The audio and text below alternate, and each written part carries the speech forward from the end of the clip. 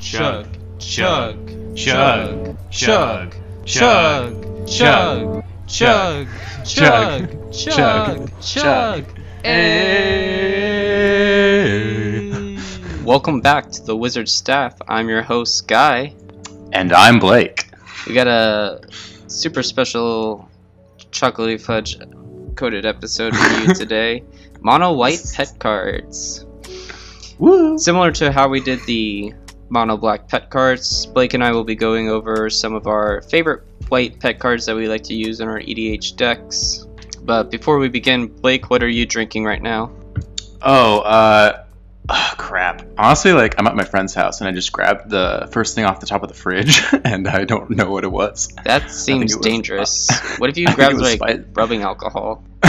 They don't keep rubbing alcohol on the top, I don't think. You don't I'll find out the hard but way. you never know.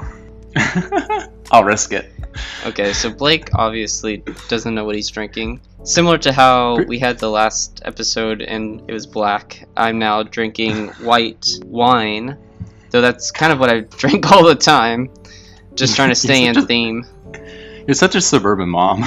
Drinking all the wine. I can't wait to live in a suburb and then I get to kind of sip on my wine as I watch all the... I don't know if I'll be a suburban mom because I don't know if I'll have kids, but I'll be able to judge other parents because I'll be like, oh my god, I can't believe they would let their kids do this, and I'll just silently judge as I drink on my white wine, and then I go back to playing children's card games because even at the age of 35, this is what I'll be doing. Life goals. Can you imagine doing this in what are we, 22, so 13 years? We'll get there when we get there. Okay. We'll find out. I mean, I like to plan for the future. Anyway, so mono white pet cards. So we're gonna go over a bit about what white does. White is typically the color that puts value in the group and the community for a civilization as a whole. White's ultimate goal is peace, a world where everyone gets along and no one seeks to disturb the safety and unity that White held and worked for so long to forge. To govern and protect its community, White makes use of and puts value in a number of different concepts like morality, ethics, religion, order, uniform, and structure, so government and planning.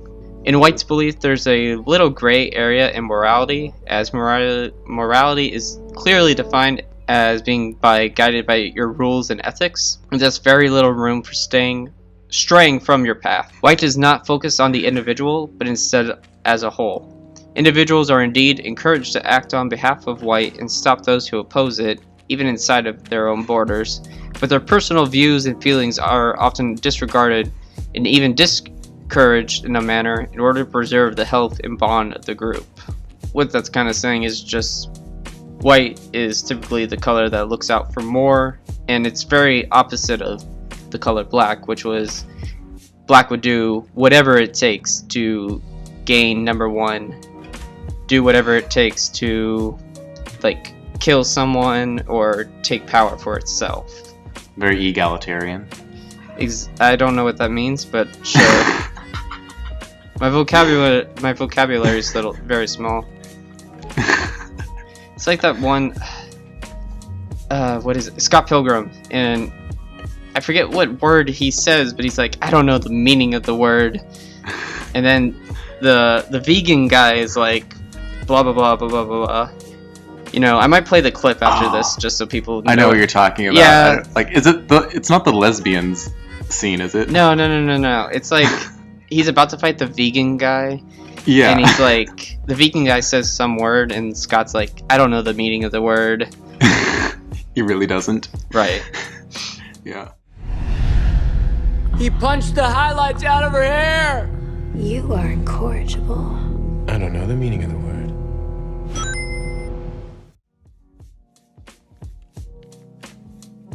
So some of the popular mechanics that White likes to use is life gain, which actually I feel like that kind of contradicts though what White's all about, is because White is gaining life for itself rather than trying to gain life for the table as a whole.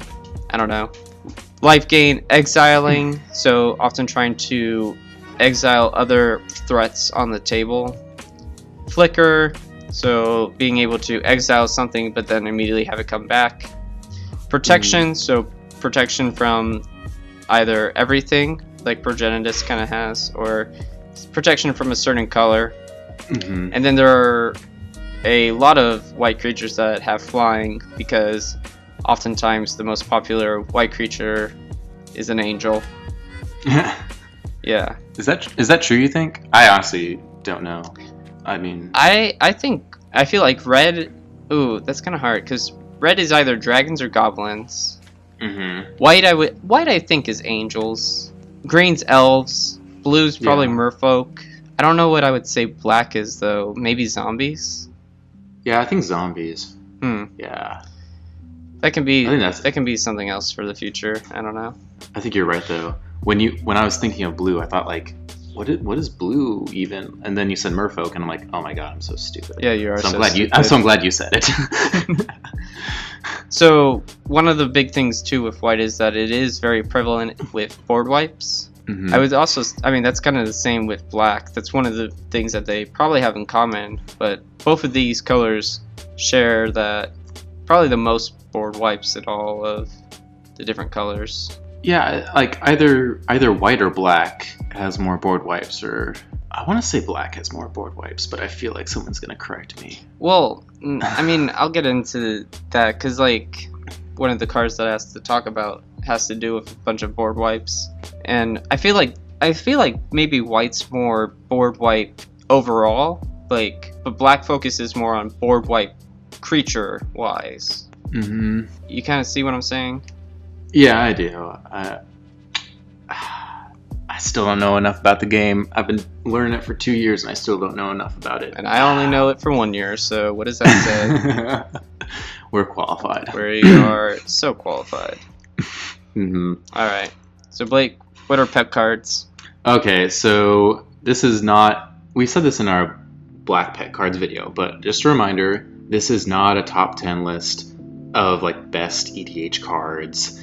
This is Guy and I's biased opinions of like cards that we're like, oh, these are pretty sweet. We love playing these. These are a little bit niche, or at least we like it a lot. They're cards that are under $25 because we're still poor post-college kids and we're trying to like move through life.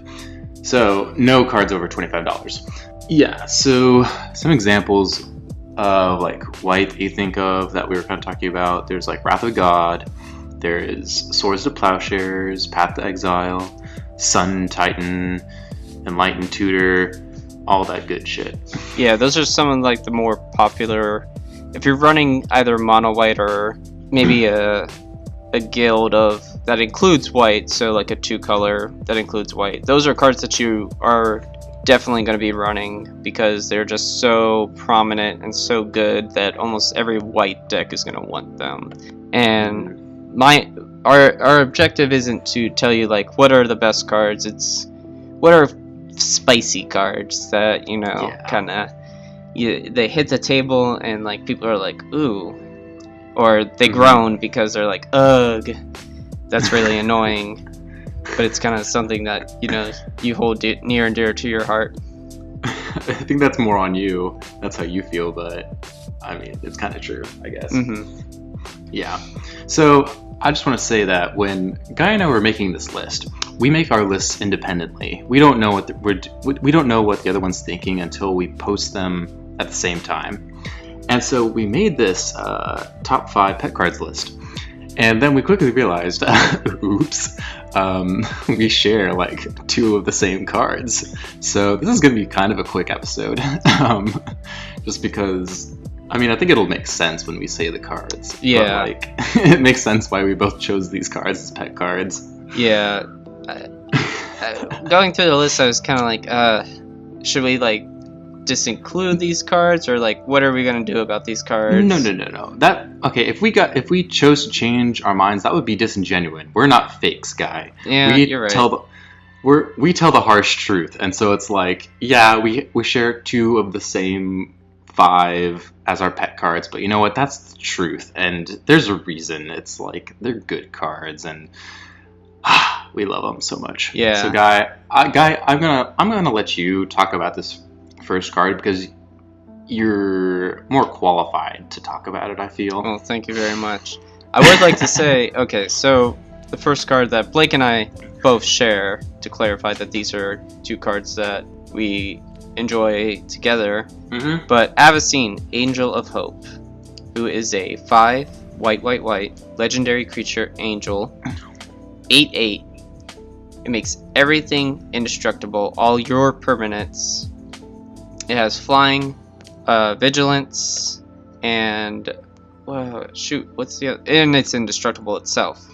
So one of the reasons why I like this card so much, and actually, so to speak, why I'm more qualified to talk about this card is because this is the commander of one of my decks. Blake and I, in our very first episode, you know, I kind of gushed about how it's my favorite deck, and I've now kind of been playing the game for a little bit longer. I'd still probably stand behind that. I think I need to go back and maybe tweak it a bit before I'm like super in love with it. But it's got great art. I do love both of the arts for it, which is kind of rare because I feel like you only tend to like one of the arts for a card. I would love to own the Judge Foil promo someday. Because the Judge Foil is the one where Avacyn is destroying Gristlebrand, who you also love. Yes, I do love Gristlebrand, who is a banned card. Make sure you go check out our banned cards episode, which was the last one we did. But one of the heavy or prominent themes in this deck is just running board wipes, and that's why I was saying board wipes are pretty prevalent in white, because I know I run like 14. Oh god. I was playing this last weekend, and I played this deck a couple times, and I was playing against the new enchantment deck, and the person would just like kind of build up their board, and they'd have like 10 enchantments, and then I drew Chroma's Vengeance, and I was just like, nope, and I just destroyed everything, and it was really nice, because then, you know, it left a clear open path for me in the Avacyn. It's also great to run this card with Armageddon, where you destroy everyone's board, everyone's land, even though, you know, not popular, but who cares? So it's a nice card for you, but everyone else pretty much hates playing against it. Guy, have you ever gotten Avacyn plus Worldslayer and then connected, and then... I almost did this last weekend, and I was so close, but like... I didn't actually end up winning the game. It kind of sucked because I would like wipe their board, and then I was pretty much one hit away from doing commander damage with Avacyn, and I was like, this is gonna be great. And I tried to connect with Worldslayer, which is the artifact where if you equip it to a creature, and then if that creature deals combat damage to a player, that player then destroys everything. Well, no, that player doesn't destroy everything. Everything except Worldslayer is destroyed, but with the combo with Avacyn is if Avacyn has it, or I guess any creature, if Avacyn's on the board, goes in and then swings, everything else except for your board is destroyed. Yeah, basically you have everything and everyone else has nothing. It's worse than Cyclonic Rift. It's worse than Cyclonic Rift, it's worse than like Armageddon, because not only are your lands destroyed, but like everything's destroyed. It's not like you can then rebound from that. Next turn, it's kind of hard to rebound from this. Alright, I'm just waiting for the day that you tell me about you connecting with Worldslayer, and then I can just envision you going, yes! I can't wait to do it to you. No. Yes. Blake, why do you love this card so much? Okay, so, Guy, you run it as, like, your commander. Have you ever run it as the 99? I do not, because I think my deck could kind of either serve for Avacyn being the general, or Lyra Dawnbringer being the general, because both of them are very angel, like the deck is angel heavy, and so if you put Lyra Dawnbringer down, it synergizes well with almost every creature in your deck. But I chose Avacyn because of all these board wipes that I have in the deck.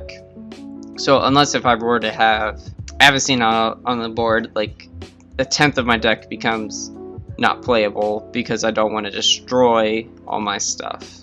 I was just curious because for me, I've only ever ran Avacyn in the 99. I put it in my Sigarda Host of Herons deck, and it's just perfect. It's like I put Sigarda out turn 5, and then put Avacyn out turn 7 or 8, and between not being able to sacrifice permanents to your opponent, and then everything being indestructible, it just like really starts locking down. Nobody can get rid of my shit, and it's so great. And the fact that it's just like a giant 8/8 vigilant wall that can block almost anything is just so nice. Once she's on the board, yeah, she's like 8 mana, but like when she's on the board, it just really makes you feel really secure. I do want to say that I did play a few games last night, and I still got wrecked, even though I got her out, but it was still worth it. I'm sorry to hear that. It was fine. Because at that point where you have Sigarda and Avacyn, it's not like you can... The only real answer to that is kind of either sending stuff back to your hand or exiling stuff. Yeah, they're sending back to my hand. There's still lots of options. They're sending back to my hand. But they're not as prevalent exile as like destroying or sacrificing. Yes, exactly. Yeah, it's so nice. All right, so we're gonna move on to the next card. Blake, would you like to talk about it first? Yeah, I can do that. So, our next card that we both agree is like one of our best pet cards is Austere Command. It is 4 white. It's sorcery, and it's like that cycle where you like choose 2 different modes. And so the modes you can choose between are destroy all artifacts, destroy all enchantments, destroy all creatures with CMC 3 or less, destroy all creatures with CMC 4 or greater. It's just so great because it's so flexible in what it can do. Flexibility is always nice in EDH because you never really know what you're going to expect. And I just want to say that this really fucks me over with my Sigarda deck when Guy casts destroy all enchantments, destroy all creatures with CMC 3 or less. Because what happens is he destroys all my enchantments, and then he destroys all of my enchantresses, so my entire draw engine is gone. All my enchantments are gone, and who knows, he probably has destroyed Sigarda while he's also doing this. So it's just like, I hate this card, but I also love this card. For the very same reasons that I hate it. And it's just like... You just stole my thunder, because I feel like one of the reasons why I chose this card was because, like, yeah, I use it specifically to destroy all enchantments and creatures with CMC 4 or greater, because then that pretty much destroys all of Blake's deck, while mine is still... Wait. Did you choose this card specifically with me in mind? Yes. Oh my god. I remember the one time when we were playing and we had our Angel versus Angel, which also, for the record... That was a dual commander game, yeah. No, I was going to say I won all 3 of those games. Yeah, you did, you cuck. So I won all 3 of those games, and a big part of it was because Austere Command was so prevalent. It's also because you have flyers that are indestructible. That's true. It's like... I guess you should get some more flyers. I think you should just create a weaker deck. I think you just complimented me, like a backhanded compliment. I'm gonna destroy you. Oh, we'll see. Pretty much that was my reasoning for why I like this card so much, was because it cuts me. It just fucks Blake so much. Alright. Have you ever used it to destroy all artifacts?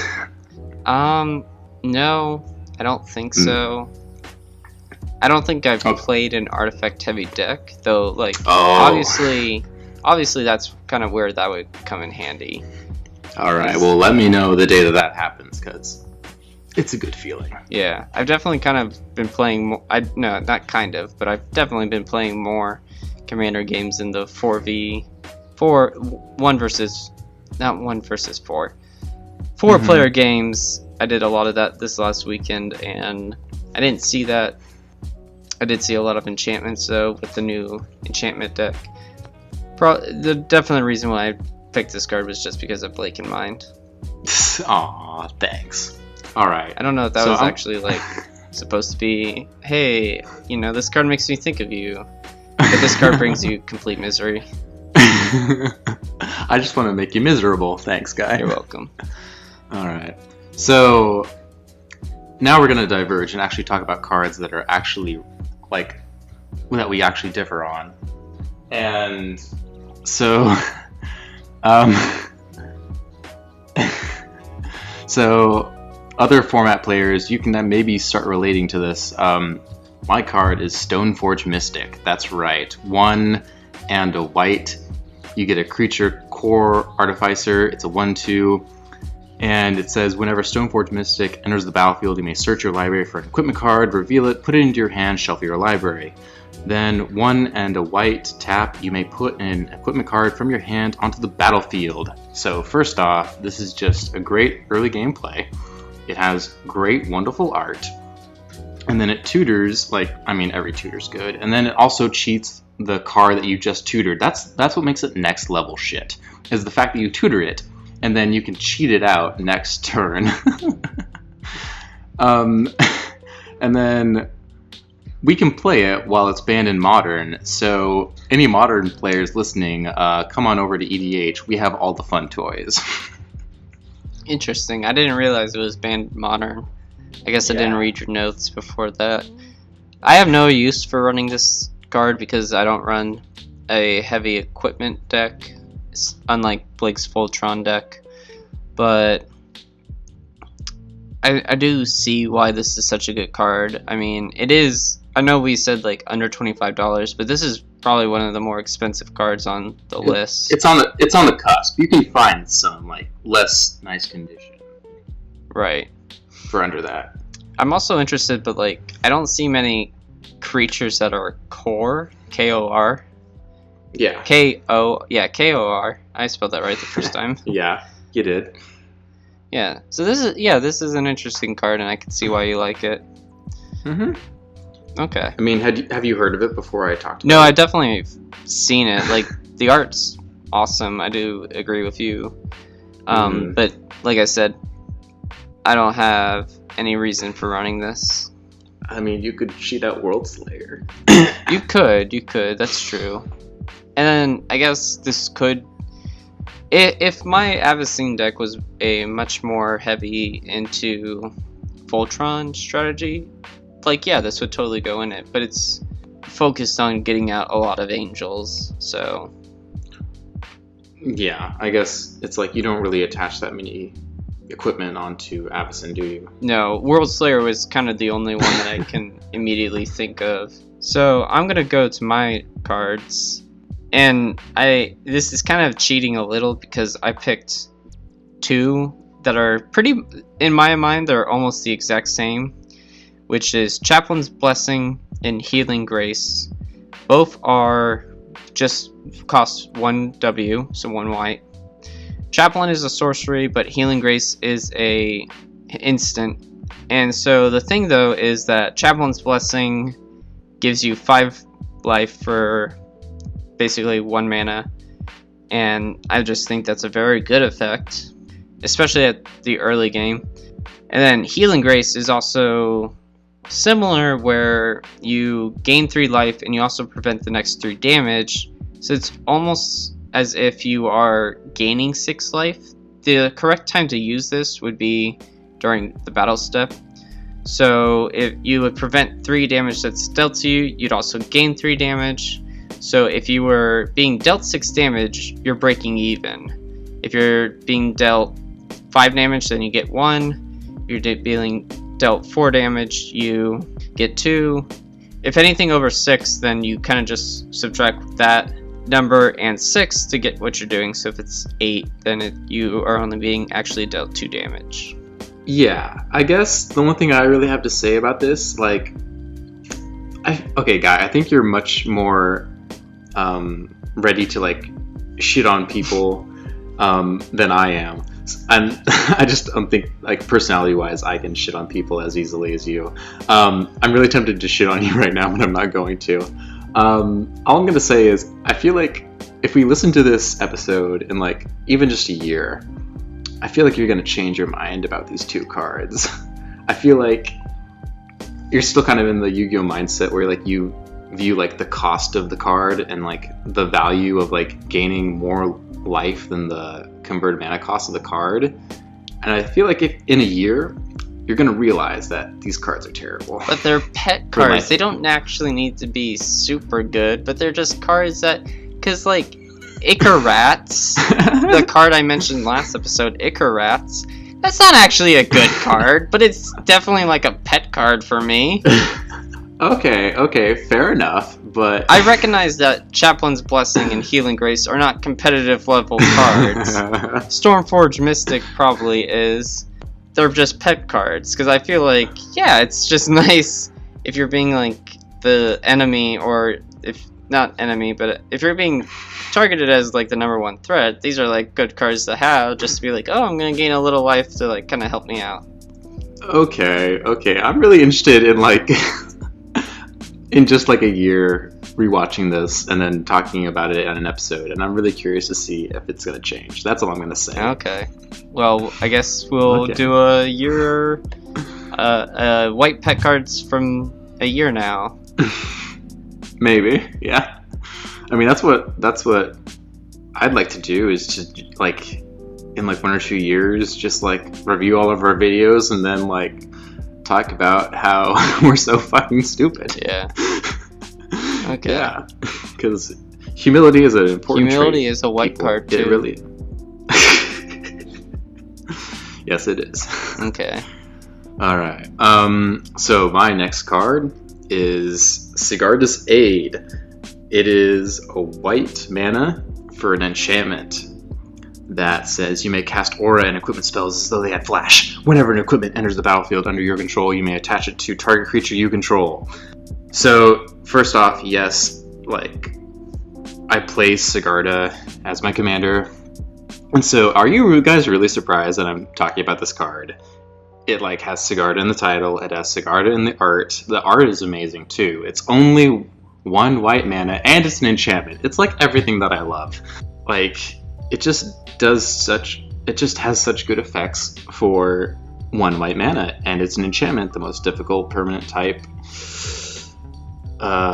except for lands to get rid of. And so it just stays, like even as a sorcery, if this were a sorcery instead of an enchantment, I feel like this would be decent, but the fact that this is an enchantment, it's even better. And okay, so actually talking about the ability, it's related to auras and equipment. Being able to play at flash is just so fucking good. Like instant speed is just so fucking good. I'm realizing that more and more the more I play, is just how valuable being able to play things at instant speed is. And then the fact that it's not just that there's also the fact that whenever you play an equipment, it basically has an equip cost of 0. You play it and then you can immediately equip it, is just so good. Because the main issue I have with equipments is the fact that you basically have to pay twice their CMC. Usually it's like you basically have to pay the mana to cast it, and then you also have to pay mana to equip it, and it's just like so slow, and it's so terrible.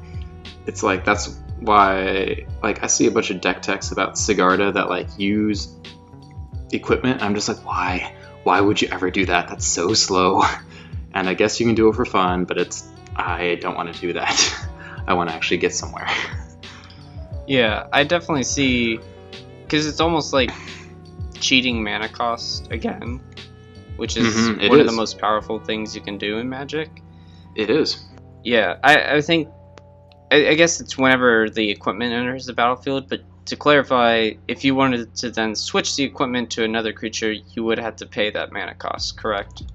Yeah, because it's only whenever the equipment enters the battlefield. Yeah, but it's nice, though, I guess, to be able to equip it immediately, because, like, you're probably doing it during battle. And I do want to say, I did initially run this in Sigarda Enchantment Voltron, but I realized that even with all the auras I had, it still wasn't really worth putting it in, and it really breaks my heart, because I just love almost everything about the card. So I'm thinking about making an Equipment Voltron deck, with Balin, but he isn't foiled, so I'm probably not going to make him because I'm a fickle bitch, and I like my commanders foiled. I'm sorry. I recently saw a post, though, that referred to Balin as a she. Oh.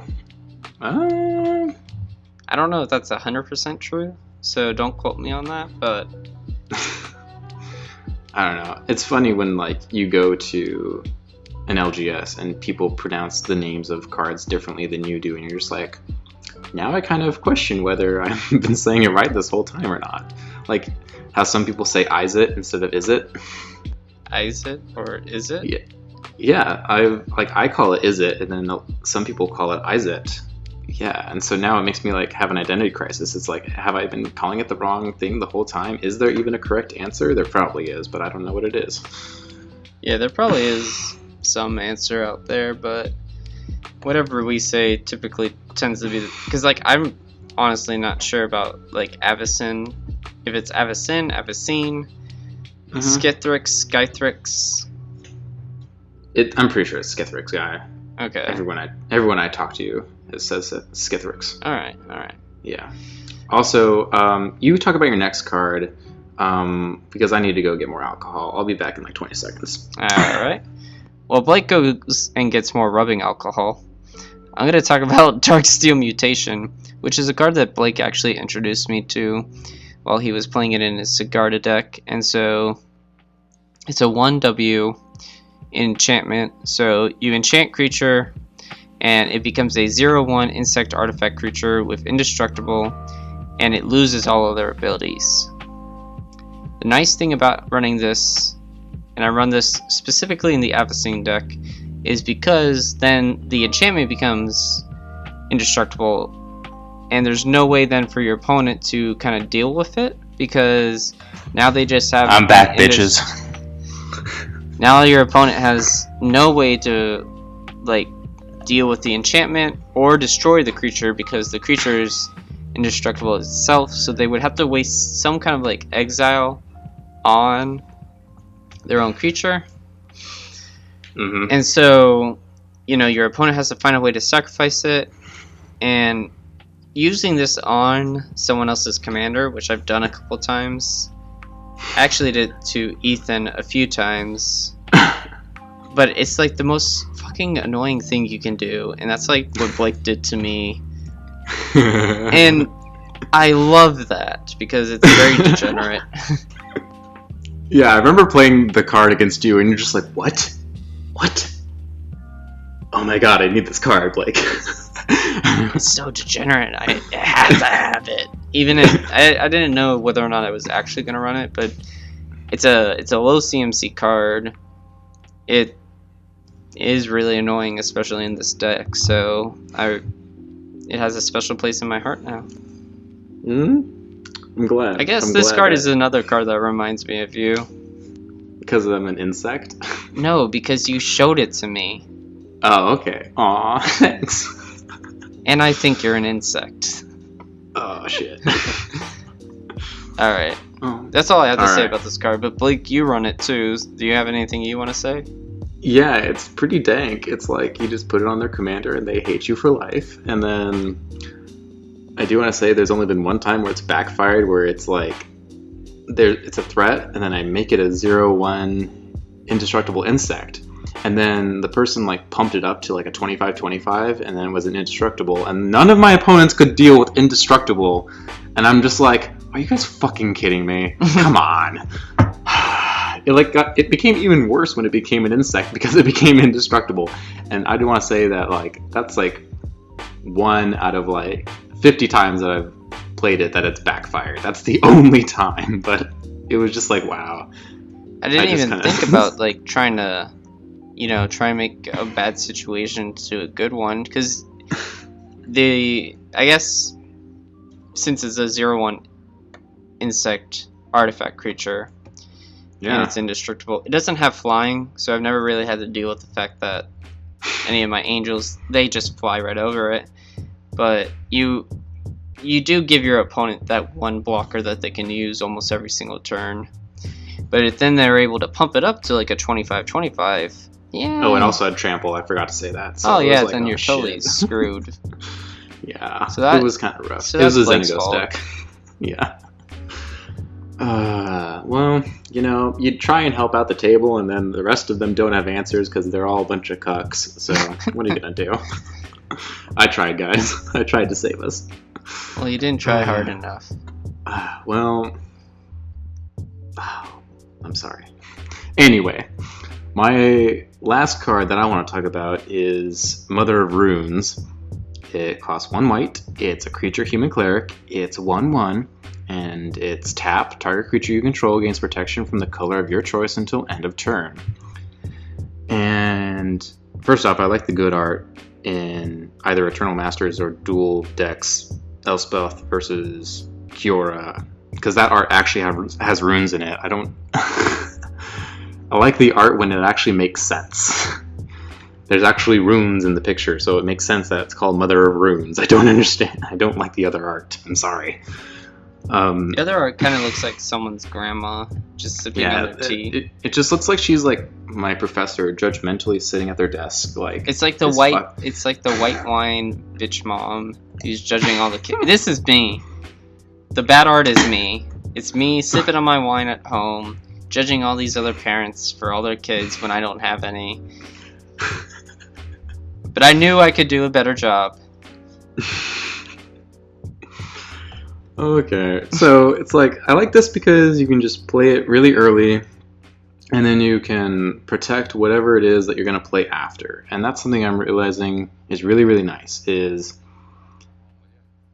being able to like put out your protection first and then put out the thing that you care about. An example would be I play Sigarda, and the first thing you want to do when you play Sigarda is to immediately make her indestructible, because then it's a fucking bitch to try and get rid of her. And so what most situations are is you play Sigarda, then the next turn you make her indestructible with an aura. But the problem is, between the turn casting her and casting that aura, she often gets board wiped, and you're just like, fuck, now I need to recast her, and then I need to then attempt to make her indestructible again, and you just get... if that happens between those two turns, you're not going to win. You basically got to settle for probably second at best, because you just aren't going to be able to Voltron Commander kill people. So I really like to play like something like Bastion Protector, where it's like 3 mana, I think, and then it makes your commander indestructible, and then it gets +2/+2, so that when I cast Sigarda turn 5,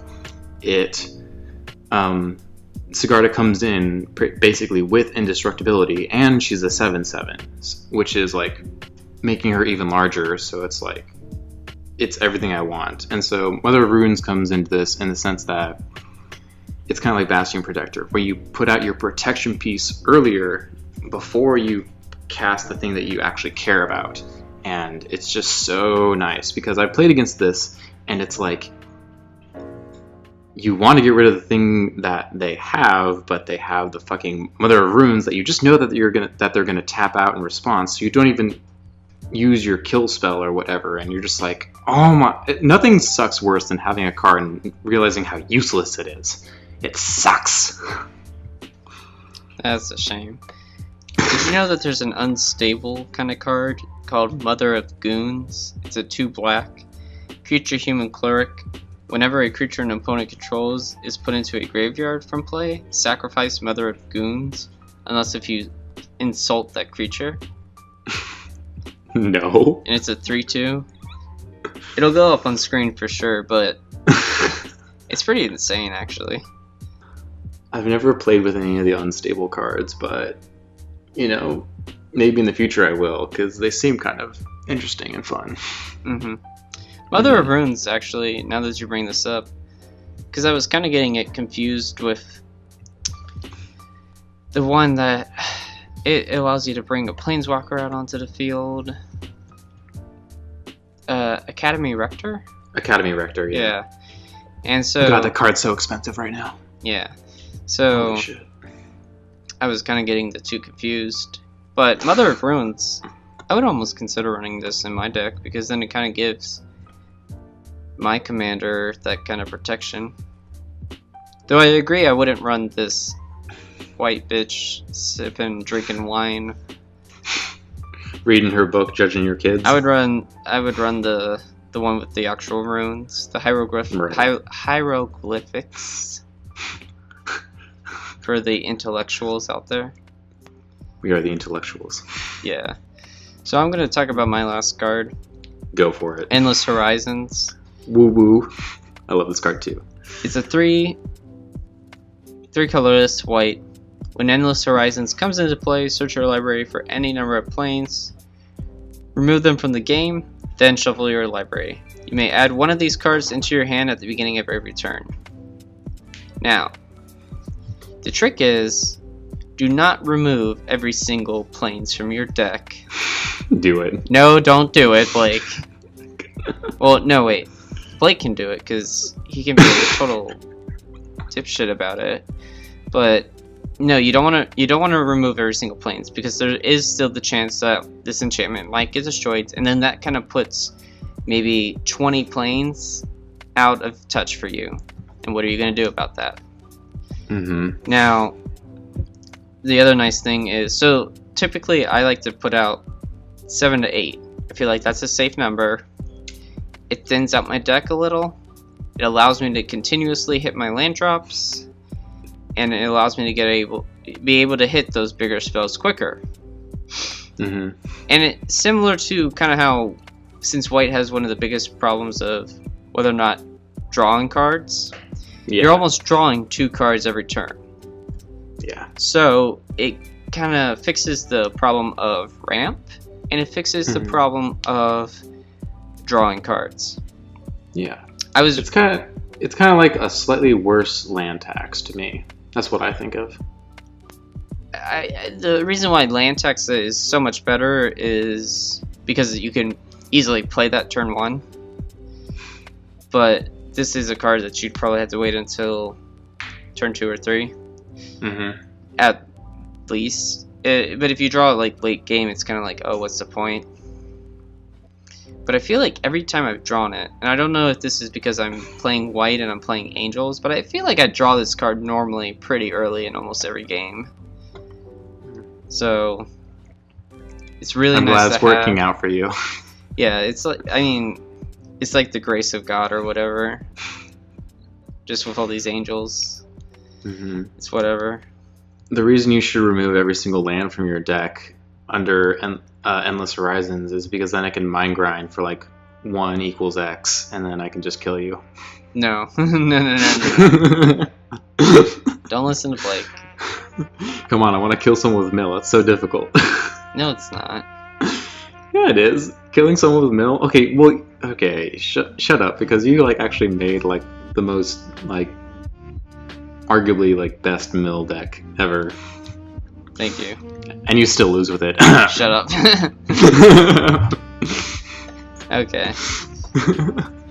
Blake, do you have anything? Do you run this card at all? No, I haven't bought it yet, but I have every intention to buy it. It's all. I think last time I checked, it was sitting around $5 to $6. Yeah, that sounds about right. Yeah, I'm gonna probably pick it up because it's like mono white staple pretty much. Interesting fact, but this card is not in EDH Rec's top 25. Top 25 of what? Top 25 mono white cards. I bet it's on the cusp, though. I mean, I could imagine it being like 30. I don't even think it's there, because when you go into EDH Rec and you type in like top mono white cards, like, because that's kind of how I like check to make sure like all of our cards are pretty much not in the top 25. Because if there is one, I'm like, because like some of these are a little below the top 25, but we like to express how good they are. But Endless Horizons is not there, and I don't know why people don't run it, I guess, because it is still a really good card. Yeah, I mean, I expect most mono white decks to run it. I mean, maybe I'll talk to more people that run mono white decks, but yeah, I would expect it to be like, because it's like pseudo card draw, and it's like also deck thinning at the same time. Right.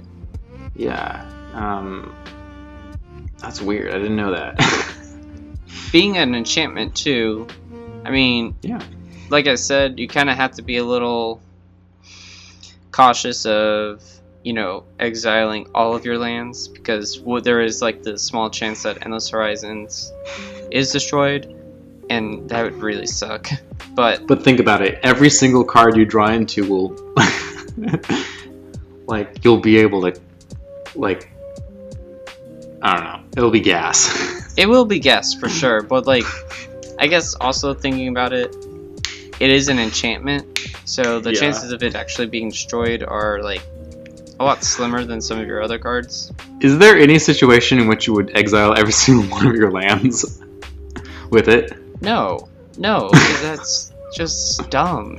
What if you were so far ahead with your Avacyn deck, there was no way you were going to lose? I guess, maybe, because then I can definitely draw into more stuff quicker, but even then I don't want to do that. Okay. Let me kill you with Mind Grunt. No! God damn it. Alright. That concludes the end of this Mono White Pet Cards episode. Thank you very much for listening. Yeah, thanks, guys. We do appreciate all the support that we've been getting ever since we started this. The next episode is the big one. It's the first double-digit episode. Is it really, actually? Yeah, this is episode 9. Oh shit, you're right. Oh, we made it to the big leagues. We made it to the big leagues. Yeah. And stay tuned for our next episode where we're going to have a special guest. Just saying. Oh, yeah. Oh, yeah. Give us a shout out on Twitter. Give us a like on the YouTube videos. Give us a like anywhere. We really appreciate it, and we'll talk to you guys in 2 weeks. Yeah, sounds good. Peace out. Peace.